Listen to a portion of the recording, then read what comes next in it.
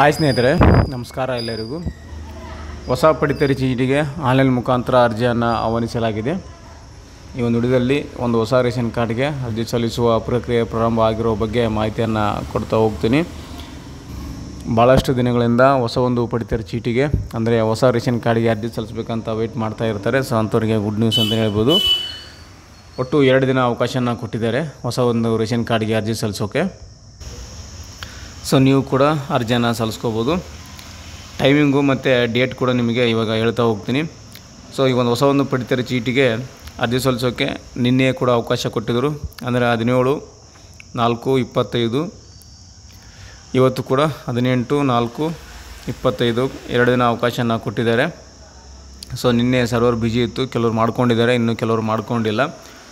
So 2 ದಿನ ಅವಕಾಶ ಕೊಟ್ಟಿದ್ದಾರೆ ಹೊಸ ಒಂದು ರೇಷನ್ ಕಾರ್ಡ್ಗೆ.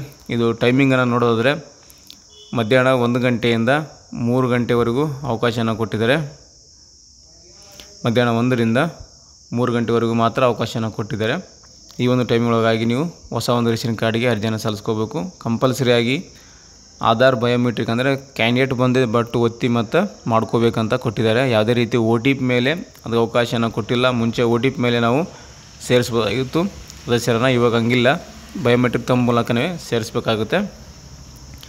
ಮತ್ತು ಜಾತಿ ಆದಾಯ ಪ್ರಮಾಣಪತ್ರ ಕೂಡ ಬೇಕು ಕಂಪಲ್ಸರಿ. ಒಬ್ಬರದು ಹೊಸ ಒಂದು ರೇಷನ್ ಕಾರ್ಡ್ ಇಳಿಸ್ಬೇಕಂದ್ರೆ ಕ್ಯಾಸ್ಟ್ ಇನ್ಕಮ್ ಸರ್ಟಿಫಿಕೇಟು ಬೇಕೇ ಬೇಕು, ಒಬ್ಬ ಸದಸ್ಯರದ್ದು ಮಾತ್ರ.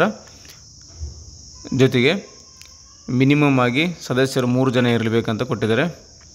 3 ಜನ ಇದ್ದರೆ ಮಾತ್ರ ಈ ಒಂದು ರೇಷನ್ ಕಾರ್ಡ್ ಇಳಿಸೋಕ್ಕೆ ಎಲಿಜಿಬಲ್ ಹೇಳ್ಬೋದು. ಇಬ್ಬರಿದ್ದರೆ ಮಾತ್ರ ಅವರು ಅಪ್ರೂವಲ್ ಕೊಡೋದು ಕಷ್ಟ ಅಂತ ಹೇಳ್ಬೋದು. ಅಪ್ರೂವಲ್ ಕೊಡೋದಿಲ್ಲ ಆಲ್ಮೋಸ್ಟ್ ಆಗಿ.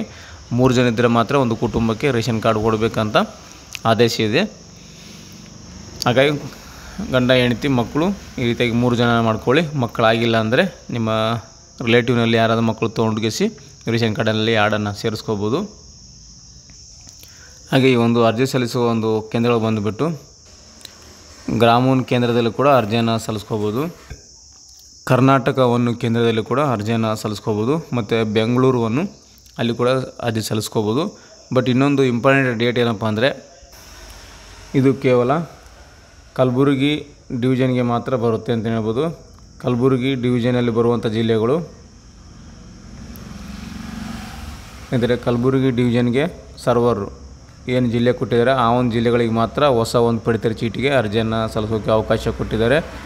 ಕಲಬುರಗಿ ಡಿವಿಷನ್ಗೆ ಬರುವಂಥ ಜಿಲ್ಲೆಗಳು ಯಾವಪ್ಪ ಅಂದರೆ ಇವಾಗೇನು ನೋಡ್ತಾ ಇದ್ರಲ್ಲ, ಕಲಬುರಗಿ ಡಿವಿಷನ್ಗೆ ಒಳಪಡುವ ಜಿಲ್ಲೆಗಳು ಬಳ್ಳಾರಿ ಬರುತ್ತೆ, ಬೀದರ್ ಬರುತ್ತೆ, ಚಿಕ್ಕಬಳ್ಳಾಪುರ, ಚಿತ್ರದುರ್ಗ, ದಾವಣಗೆರೆ, ಕಲಬುರಗಿ, ಕೋಲಾರ, ಕೊಪ್ಪಳ, ರಾಯಚೂರು, ರಾಮನಗರ, ಶಿವಮೊಗ್ಗ, ತುಮಕೂರು, ಯಾದಗಿರಿ, ವಿಜಯನಗರ ಜಿಲ್ಲೆಗಳು.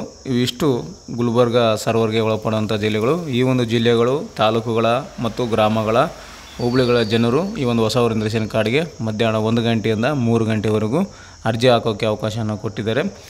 ನೀವು ಬೇಗ ಹೋಗಿ 1 ಗಂಟೆ ಒಳಗಡೆ ಹೋಗಿ ನೀವು ಅರ್ಜಿಯನ್ನು ಸಲ್ಲಿಸ್ಕೊಳ್ಳಿ. ಯಾಕಂದರೆ ಇರೋದೇ 2 ತಾಸು ಕೊಟ್ಟಿದ್ದಾರೆ. ಸೊ ಅದರೊಳಗಾಗಿ ನೀವು ಅರ್ಜಿಯನ್ನು ಸಲ್ಲಿಸ್ಕೋಬೇಕು. ಸ್ನೇಹಿತರೆ, ಇದಿಷ್ಟು ಈ ಒಂದು ಹೊಸ ಒಂದು ರೇಷನ್ ಕಾರ್ಡ್ಗೆ ಅರ್ಜಿ ಆಹ್ವಾನ ಆಗಿರೋ ಬಗ್ಗೆ ಮಾಹಿತಿಯನ್ನು ಕೊಟ್ಟಿದ್ದೇನೆ. ಈ ಒಂದು ಮಾಹಿತಿ ನಿಮಗೆ ಉಪಯುಕ್ತ ಆಗಿದೆ ಅಂತ ಅಂದ್ಕೊತೀನಿ. ನೆಕ್ಸ್ಟ್ ವಿಡಿಯೋದಲ್ಲಿ ಇನ್ನೊಂದು ಉಪಯುಕ್ತ ಮಾಹಿತಿ ಒಂದು ನಿಮ್ಮನ್ನು ಭೇಟಿ ಆಗ್ತೀನಿ. ಏನಾದರೂ ಡೌಟ್ಸ್ಗಳಿದ್ದರೆ ಕಮೆಂಟ್ ಮಾಡಿ, ಕಮೆಂಟಲ್ಲೇ ಉತ್ತರವನ್ನು ಕೊಡ್ತೀನಿ ಅಂತ ಹೇಳ್ತಾ ಥ್ಯಾಂಕ್ಸ್ ಫಾರ್ ದ ವಾಚಿಂಗ್.